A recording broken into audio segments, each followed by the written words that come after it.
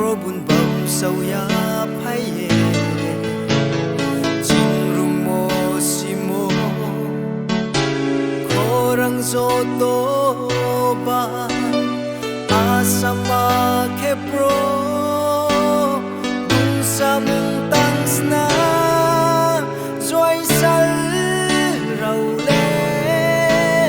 cha ha zo ra se kum kiao mo de se ruye thang phi nai se chin soai sal lo no bu ni bo chung zo to ya phai lai sna chin soai sal rau pho ruye thang na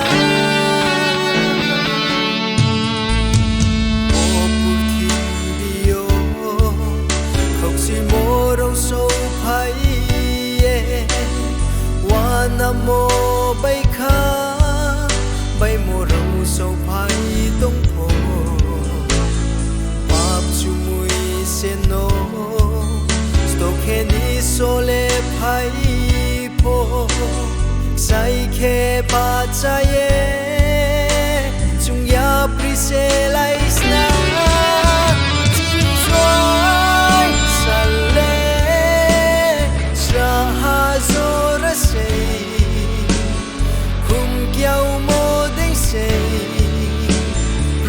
thang phi nai se chin soai sal lo o bu ni bo chung zo to ya phai lai sna chin soai sal rau pho ku ye thang na thang su ha sa rau khâu steady